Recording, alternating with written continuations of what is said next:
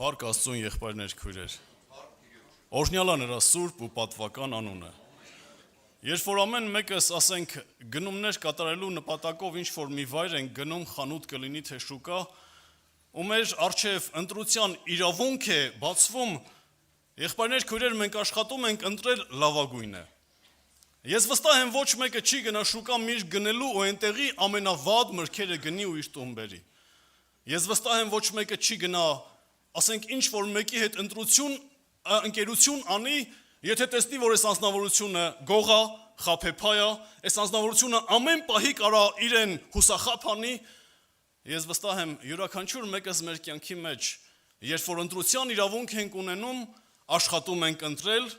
ամենալավը։ Աստված, ինչպես որ եղբայրս ներկայացրեց, ընտրության իրավունք ուներ, բայց Աստծո առջև լավ ու վատ չէր դրված։ Նրա առջև դրված էր միմիայն վատը, ու այն մարդկության ցեղը, որին երկնքից նայում էր Աստված ու պիտի ընտրեր, այս ցեղի մասին Սաղմոս 14-րդ Սաղմոսի մեջ այսպես էր գրում. նրանք ապականվեցին, պիղծ գործեր արին, մեկը չկա, որ բարություն անի,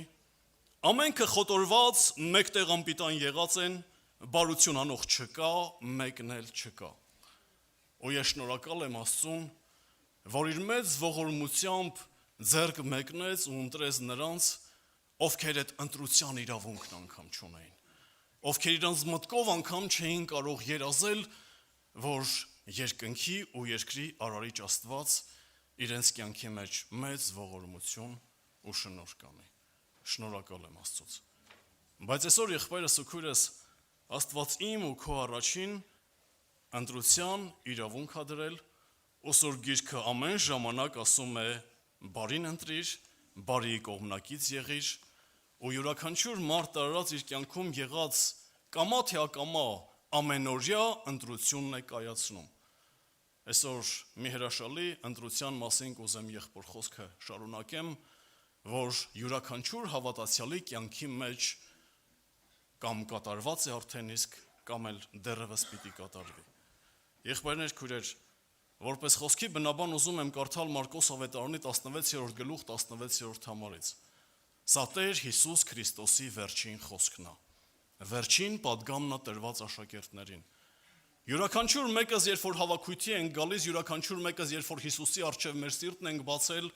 նրան ենք ընտրել որպես մեր սրտի Տեր ու Թագավոր, մեր ամեն մեկի նպատակն է հավիտենական փրկությունը ձեռք բերել։ Այն խոստացյալ փրկությունը, որ Աստված ա մեզ ասել, որ Աստծո խոսքն ա մեր ականջներին շշնջացել, որ Սուրբ Հոգին ա մեր սրտերի մեջ որպես համոզմունք բերել, որ մենք Աստծուց բաժին ունենք որպես ժառանգություն, ու սա հավիտենական կյանքն ա, իր ներկայության մեջ մի ամբողջ հավիտենություն ապրելն է։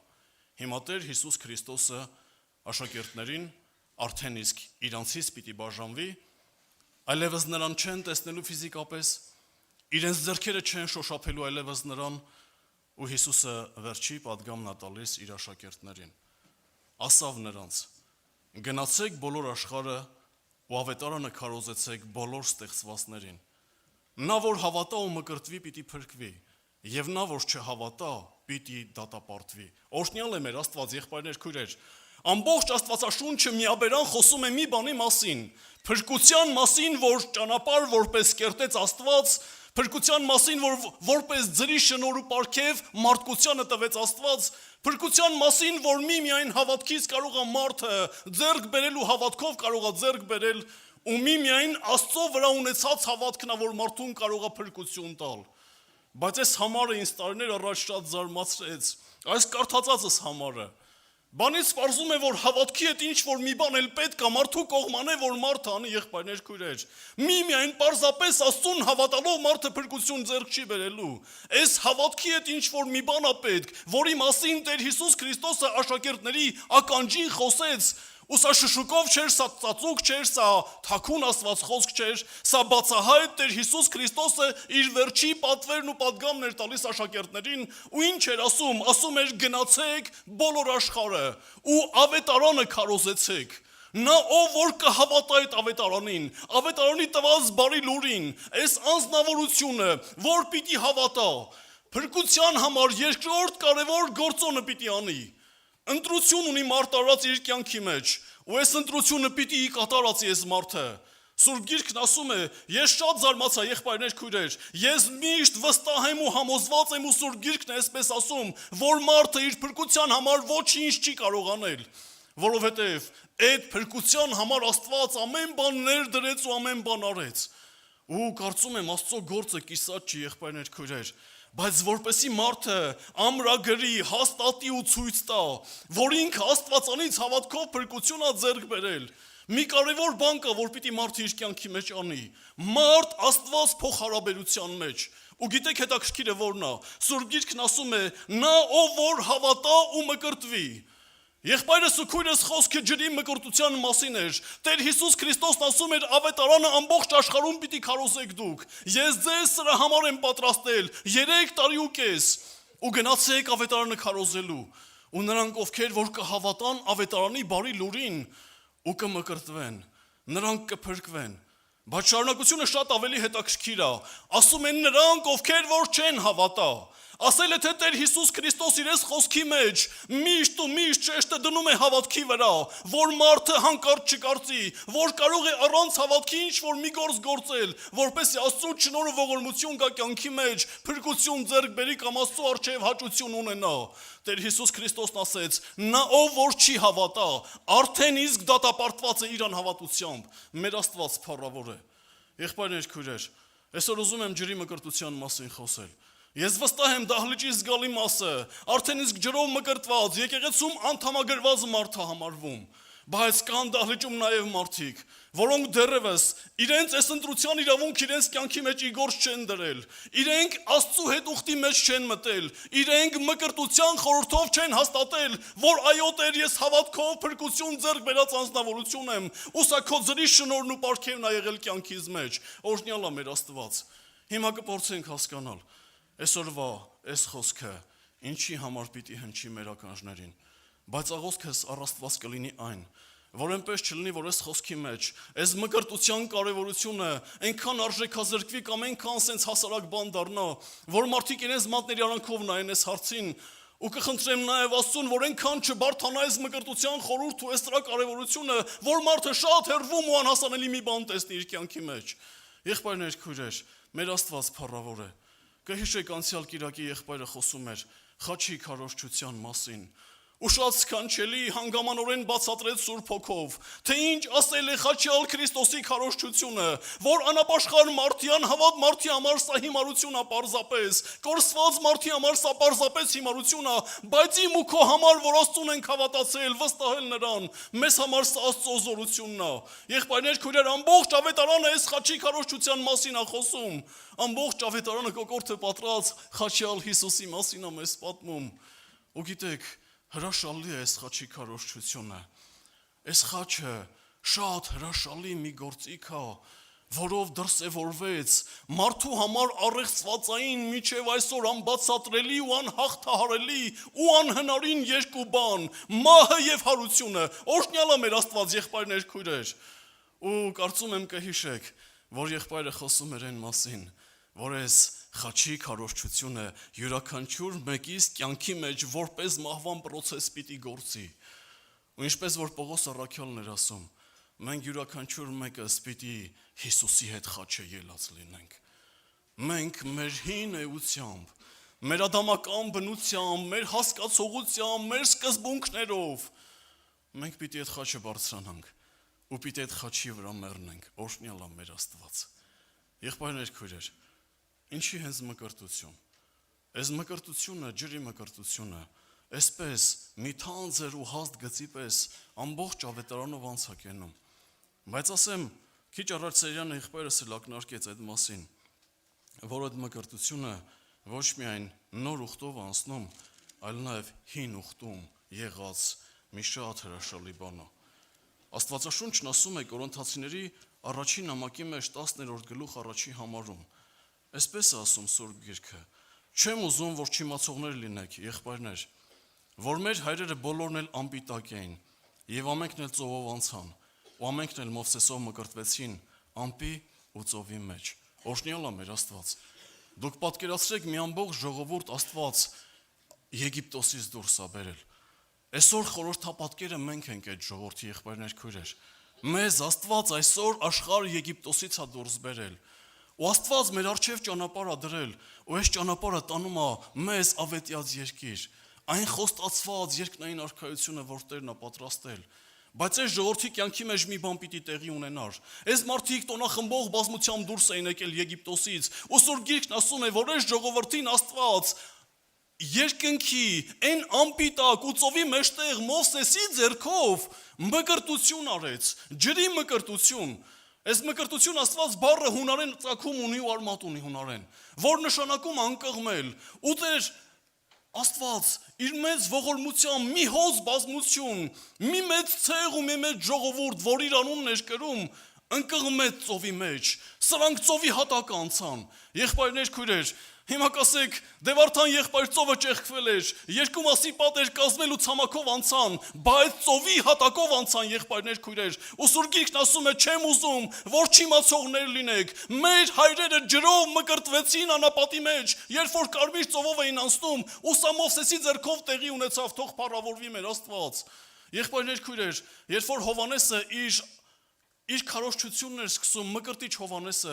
ինչի էին անունը դրել Հովհաննես Մկրտիչ։ Այս անձնավորությունը ապաշխարության մկրտություն էր անում, բայց ապաշխարություն էր քարոզում։ Սա հրեշտակ էր Աստծո առջևից ուղարկված, որի մասին գրված էր, որ նա Աստծո ճանապարհը պիտի հարթի։ Նա պիտի շտկի այդ ճանապարհը ու պատրաստի Հիսուսի գալստյան համար։ Օրհնյալը նրա սուրբ անունը։ Ու այս Հովհաննեսը ապաշխարություն էր քարոզում ու ապաշխարության մկրտություն էր անում ու ասում էր Հորդանանում մկրտություն կաներ ու կարծես թե պատմությունը կրկնություն էր ստանում մի ամբողջ Իսրայել ժողովուրդ տարբեր տեղերից գալիս էին Հովհաննեսի մոտ գետ մի նպատակով որպեսի Հովհաննեսի ձեռքով մկրտություն ընդունեն օրհնյալ է մեր Աստված ու Սուրբ Գիրքն ասում է այս մարդիկ իրենց մեղքերն ու հանցանքներն էին խոստովանում ու Հովհաննեսը նրանց ջրով էր մկրտում թող փառավորվի մեր Տերը եղբայրներ քույրեր երբ որ Գործք առաքելոց 2-րդ գլխի մեջ կարդում ենք Սուրբ Հոգու գալստյան մասին ու աշակերտները համարձակություն առած երբ որ կանգնեցին սկսեցին խաչյալ Քրիստոս քարոզել Սուրբ Գիրքն ասում է որ մարդկանց սրտին կպավ Աստված ու մի հոծ բազմություն զղջումով եկավ առաքյալների առջև ու ասեցին մարդիկ եղբայրներ հանցանք ենք գործել լավ այս հանցանքի մեջ մեռնենք ինչ պիտի անենք ասեք ուղին ու ճանապարհը ցույց տվեք ասեցին պիտի հավատաք Տեր Հիսուս Քրիստոսին ու մկրտվեք մեղքերի թողության համար նրա անունով եւ Սուրբ Հոգու պարգևը կընդունեք ու գիտեք հետաքրքիրը որն է Գործք առաքելոց 2-րդ գլուխ 41-րդ համարում ասում է այդ օրը շատերը մկրտվեցին ջրով Հիսուսին հավատալով ու եկեղեցին այդ օրը 3000 անդամով ավելացավ օրհնյալ է մեր Աստված այս մկրտությունը իմ ու քո կյանքի մեջ եղբայրս ու քույրս այնքան կարևոր մի sense իրողություն է որ մենք կամա թե ակամա պիտի այս հարցին առնչվենք եղբայրներ քույրեր ամբողջ Սուրբ Գիրքը լեցուն է մկրտության ջրի մկրտության կոչով ու պատգամով Տեր Հիսուս Քրիստոսը Մարկոս ավետարան 16-րդ գլուխ 16-րդ համարում ասում էր նա ով որ հավատա իր հավատքի արդյունք որպես պիտի լինի նրա ջրով մկրտվելը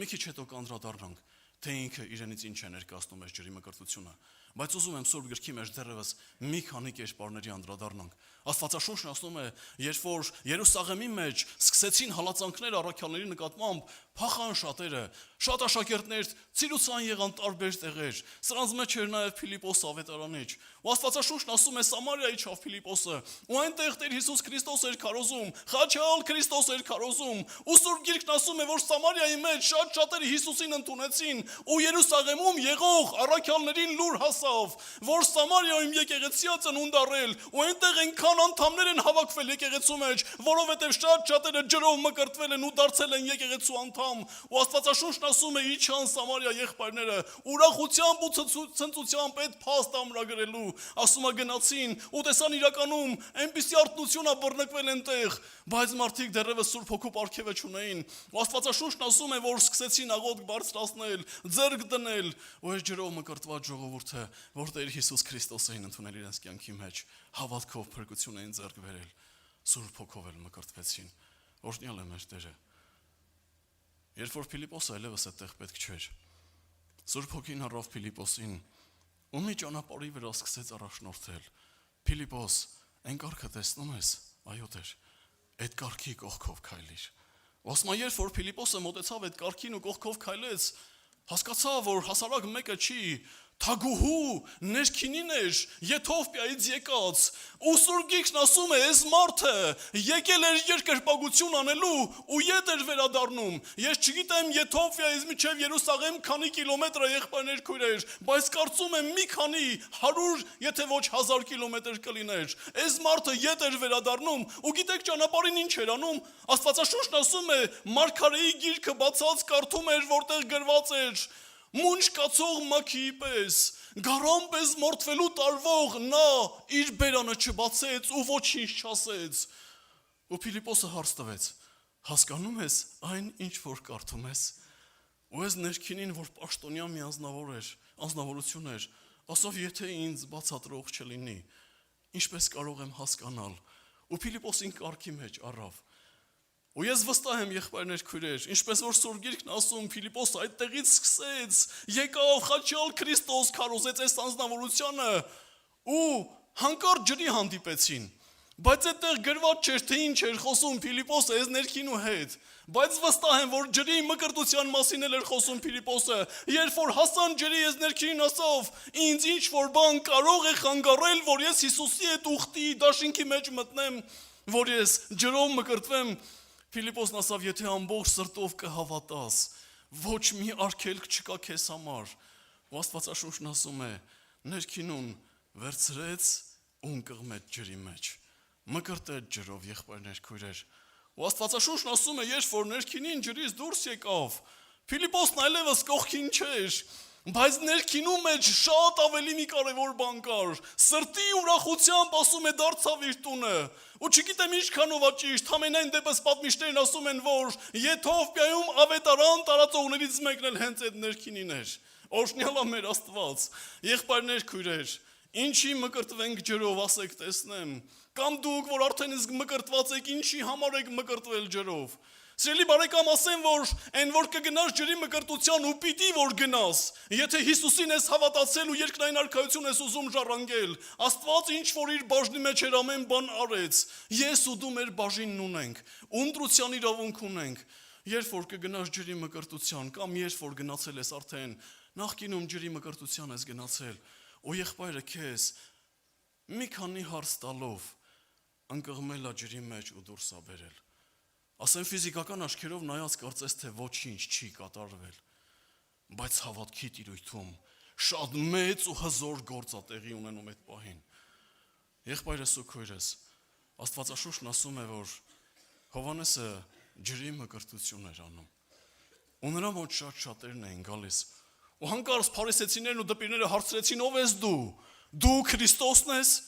Ասավ ոչ, Քրիստոսը չեմ։ Մարգարեներից որելցը մեկն ես, ասավ ոչ, մարգարեներից որելցը մեկն էլ չեմ։ Ասեցին, բա ինչի ես ջրով մկրտում։ Ասեց ես ձեզ ջրով եմ մկրտում։ Ինձնից հետո եկողը, նա ինձնից մեծ է, նա ինձնից առավել է։ Ես անգամ արժան չեմ խոնարհվելու, որպեսզի նրա կոշիկների կապերը քանդեմ կամ կապեմ։ Նա այնքան մեծ ու փառավոր է, որ պիտի գա ու ձեզ Սուրբ Հոգով մկրտի։ Ես Քրիստոսը չեմ։ Ու օրից մի օր Հովհաննեսը Հիսուսին տեսավ։ Ու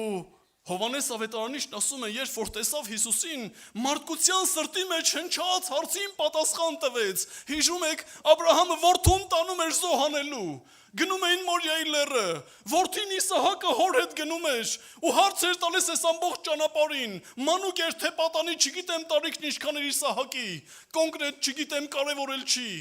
Բայց հարց էր տալիս, հայր, փայտերն ունենք, ամեն բան ունենք, բայց զոհը չունենք, ուր է զոհի գառը։ Ու Աբրահամը որդուն պատասխան տվեց, Աստված կտա իր հաճելի զոհը, օրհնյալ է մեր Աստված։ Եղբայրներ քույրեր, ամբողջ մարդկությունը այս հարցն էր տալիս, ուր է Աստծո զոհը, որ պիտի ամբողջ մարդկության համար լինի։ Ու Հովհաննեսը տեսնելով Հիսուսին, մատը ուղղեց նրա կողմ ու ասավ, ահա Աստծո գառը, որ պիտի վերցնի ամբողջ մարդկության մեղքը, որ պիտի զոհաբերվի ամբողջ մարդկության համար։ Սա Հովհաննեսից հնչած խոսքեր էր, որպես հայտնություն աստվածային ու հանկարծ այս Հովանեսը տեսնում է, որ ում մասին որ վկայել է, որ ինձնից մեծ է, նա ինձնից հետո եկողն է, բայց ինձնից առաջ է, ես արժանի չեմ խոնարհվել անգամ նրա առջև, հանկարծ տեսնում է, որ այս անձնավորությունը մոտենում է իրեն, գալիս է դեպի Հովանեսը, որ ջրով մկրտվի, Հովանեսի ձեռքով։ Ու ես չեմ զարմանում Հովանեսի պատասխանի վրա։ Տեր, դու ես եկել, որ քեզ մկրտեմ, ես ինքս պիտի գամ քո ձեռքով մկրտվելու, բայց Հիսուսն ասավ թույլ տուր, արդարությունն այսպես պիտի կատարվի։ Եղբայրներ, քույրեր, ինչի համար էր մկրտվում Հիսուսը։ Եղբայրս ու քույրես, մկրտություն ասված հասկացողությունը, որ ընկղվել է նշանակում, սա թաղման արարողություն է։ Չզարմանաս, եթե առաջին անգամ ես դահլիճում։ Ջրի մկրտությունը թաղման խորհուրդ ներկայացնող արարողություն է։ Հռոմեացիներին ուղված նամակի մեջ առաքյալը այնքան հանգամանորեն է սրա մասին խոսում, այնքան հասկանալի ու մատչելի է խոսում, որ անգամ ես եմ հասկացել սա։ Եղբայրս ու քույրս ինչ է ասում առաքյալը։ Այսպես է ասում. չեք գիտեր, թե մենք, որ Հիսուս Քրիստոսով մկրտվեցինք, եւ նաեւ նրանք, որոնք պիտի հետո մկրտվեն, այսպես է ասում, նրա մահվանը մկրտվեցինք։ Նրա հետ թաղվեցինք մկրտությունով մահվան համար, որպես ինչպես Քրիստոսը հոր փառքով հարություն առավ մեռելներից, այնպես էլ մենք կյանքի նորոգության մեջ պտտվենք, օրհնյալ է մեր Աստված։ Եղբայրս ու քույրս խաչի քարոզչությունը խոսում են մարդին, որ հին մարդուն դեղամիջոց չկար, ոչ մի բան չկար, որ այս հին մարդուն օգներ, որ այս հին մարդուն բժշկեր, որ այս մարդը չնախանձեր, չչարախոսեր, չբամբասեր, չսպաներ, որ այս մարդը էլ մեղ չարտադրեր իրենից։ Այս հին մարդուն մի հատ միջոց էր միայն պետք, մեռնել, ու միայն մեռնել, օրհնյալ է մեր Աստված։ Ու Սուրբ Գիրքն ասում է, որ Հիսուսը, որպես Աստծո արդար, նա որ մեղք չուներ, միայն մարմնով էր մեր նման, ֆիզիկական մարմնի մեջ, բայց առանց մեղքի, ամբողջ մարդկության մեղքը բարձեցին Հիսուսի ուսերին ու ասեցին դու մեղավոր ես ու պիտի մեռնես։ Եղբայրս ու քույրս, բայց մինչև մեռնելը Հիսուս Քրիստոսը ջրի մկրտության խորհրդով ցույց տվեց այն, ինչ որ պիտի լիներ։ Առաքյալն ասում է, նա խաչի վրա մեկ անգամ մեռավ ու մեղքի համար մեռավ, որպեսի բոլոր մեղքի տակ ծախվածներին իր հետ այս խաչին բարձրացնի ու մերցնի իր հետ։ Օրհնյալ է մեր Աստված։ Երբ որ նույն առաքյալը Հռոմեացիներին ուղված նամակի մեջ խոսում է երկու Ադամների մասին, առաջի Ադամով ասում է մեղքը մտավ։ Մենք նրա մեղքին ոչ բաժնեկից էինք, ոչ էլ նրա հետ մասնակից, բայց ասում է ժառանգաբար փոխանցվեց ամբողջ մարդկության սերունդին այս մեղքը ու սրա հետ էլ մահն ու դատապարտությունը։ Երկրորդ Ադամով, որ է Քրիստոս, ասում է ազատագրումն ու փրկությունը եկավ մարդկության կյանքի մեջ, որովհետև երկրորդ Ադամը, որ էր Քրիստոս, մեռավ այս մարդկության մեղքերի համար ու նա իր մեջ կրում էր ամբողջ մարդկության ցեղը իր հին բնությամբ ու իր մեղքերով։ Օրհնյալ է մեր Տերը։ Ջրի մկրտությունը սա թաղման արարողություն է։ Ու երբ որ ես ու դու մեզ համարում ենք Քրիստոսի հետ խաչը ելած, այս աշխարհի համար մեռած, մեղքի համար մեռած ու մեղքի դատապարտության համար էլ մեռած, մենք էլ պատասխանատու չենք այն արած գործերի համար։ Հիսուսը կրեց այս ամենը իր վրա ու մենք հավատում ենք սրան։ Եղբայրներ, քույրեր, մենք այլ ընտրանք չունենք, մենք պիտի Աստծո հետ ուխտի մեջ մտնենք։ Իսկ ջրի մկրտության խորհուրդն ասում է, որ ես ընկղվելով ջրի մեջ Քրիստոսի հետ մեռա ու թաղվեցի ու ջրից դուրս գալով վստահ եմ, հավատում եմ, որ Հիսուսի հետ էլ հարուցյալ, կենթանի, նորոգության մեջ պտտվող մարմնով պիտի ապրեմ։ Թող փառավորվի մեր Տերը։ Եղբայրներ, քույրեր, վերջերս միտեղ տխրության արարողության էի մասնակից քաղաքներից մեկում ու հոգևորի տխրության արարողություն էր, հավատացյալի։ Դե գիտեք, չէ ոնց ալնում, հավատացյալներն իրար հետ են հավաքվում, աշխարհիկներն իրար հետ են հավաքվում։ Դե բնականաբար լույսը խավարի հետ գործ չունի էլի։ Ու սենց տարածքի եղբայրների հետ կանգնած հավաքված էինք։ Մեկ էլ հովիվը Այդ շրջանի մեջ կանգնած, այդ խմբի մեջ կանգնած մի եղբոր ցույց տվեց, ասա Վարդան աղբեր, տեսնում ես այս աղբորը։ Այս աղբերն էլ հետներս կանգնած։ Ասի հա, ասա 30-40 տարվա հավատացյալը։ Ես դեռ անապաշխար էի, այս անձնավորությունը հավատացյալ էր, այս անձնավորությունը հավաքույթների էր գնում։ Բայց գիտես եղբայր ասում էր, 30-40 տարվա նորա դարձա։ Նորա դեռ ինքը։ Մկրտված մարդ չի։ Եղբայրներ քույրեր, մենք եկեղեցում ունենք մարդիկ, որոնք նորի պաշտամունք են գալիս, բայց իրենց կյանքի ամենակարևոր որոշիչ քայլը չեն ուզում անել։ Հարց եմ ուզում տալ, ինչի համար։ Եթե ես ու դու մեզ մեռած ենք համարում այս աշխարհի համար, մեղքի համար, ու Քրիստոսով վերստին ծնված, ու Հիսուսին մեր Տերն ու մեր Թագավորն ենք համարում, ինչի չենք համարձակվում ջրով մկրտվել։ Ես երկու պատասխան ունեմ։ Առաջինը, չենք հավատում, որ Քրիստոսը մեզ ազատագրեց, մեզ որդեգիր արավ, չենք հավատում, որ ինչպես որ եղբայրս ասեց, նա ընտրեց մեզ փրկության համար, եւ երկրորդը, սիրում ենք մեղքը, որից հրաժարվել չենք ուզում։ Դրա համար էլ չենք ուզում Աստծո հետ ուխտի մեջ մտնել։ Գիտեք, տարիներ առաջ, երբ որ մկրտվելու էի, այնքան կարճ տևեց իմ ապաշխարության ընթացքը, բայց Աստված սրտիս այնպես էր կպել, որ ինչպես որ Սաղմոսերգուն էր ասում, իմ սրտի բաժինը միայն դու ես Տեր, հենց այդպես էլ կար։ Ու երբ որ համաձայնություն, այսինքն իմ ցանկությունը եղբայրներին հայտնեցի, որ ուզում եմ ջրով մկրտվեմ, եղբայրներն ասեցին մի քիչ շուտ չի ախպեր, բեր մի քիչ սպասի։ Ու մտածում էի, գիտեք, Սատանան մի մտքի մեջ խոսքով էր բռնել ինձ։ Ժողովողի մեջ գրված է, ավելի լավ է ուխտ չանես, քան թե ուխտ անես ու ուխտազանց լինես։ Եղբայրներ քույրեր, այս խոսքը շատ ավելի էր ազդել իմ վրա ու փորձում էի չմկրտվեմ, հլա դեռ մի քիչ էլ համբերեմ։ Այն որ շատ մարդիկ ասում են, բեր մի քիչ էլ համբերեմ, այս խնդիրն էլ լուծվի կյանքից մեջ, այս մեկից էլ ազատագրվեմ, ասեմ մինչև վերջին շունչդ փչելը դեռ դու պիտի համբերես։ Եղբայրս ու քույրս Մարկոս ավետարանի մեջ ասում է, դու պիտի հավատաս ու պիտի մկրտվես։ Հիմա որն ավելի ազդեցիկ։ Ժողովող թղթի մեջ գրած խոսք ավելի լավ է ուխտ չանես։ Այս անձնավորությունը, որ գրում էր, ասում էր, ավելի լավ է ուխտ չանես, ուխտադրուժ մարդկանց էր ասում, բայց ես ու դու հոմտադիր չենք ուխտադրուժ լինել։ Եղբայրներ քույրեր, երբ որ գնում էի ջրի մկրտության արդեն իսկ, ես բազմիցս անգամ ինձ հայլում եմ տեսել, ու ասեմ հիացած չեմ ես իմ տեսքով։ Ես իմ ներքնաշխարհով էլ հիացած չեմ։ Երբ որ ջրի մկրտության էի գնում, նայելով իմ ներքնաշխարհին, ես հասկանում էի, որ ես ուխտադրուժ մեկն եմ։ Ես չեմ կարողանալու պահեմ իմ ուխտը։ Ես չեմ կարողանալու այս ընթացքի մեջ անցնեմ, ես չեմ կարողանալու, չեմ։ Ու գիտեք, լավ էր, որ ես հասկանում էի, որ ես չեմ կարողանալու։ Ու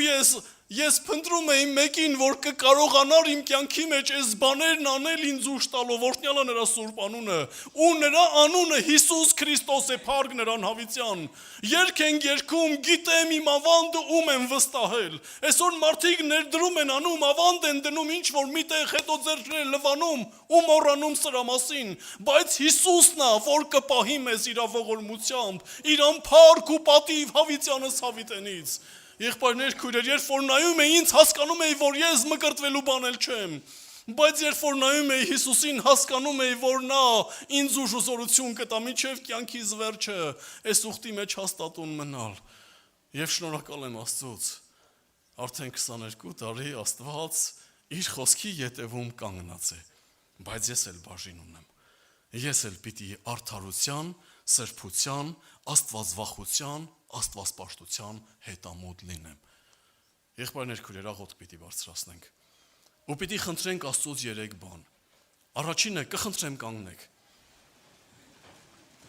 Առաջինը պիտի խնդրենք այն մարդկանց համար, ովքեր այստեղ են, ու դեռևս համարձակություն չունեն Աստծո հետ ուխտի մեջ մտնելու։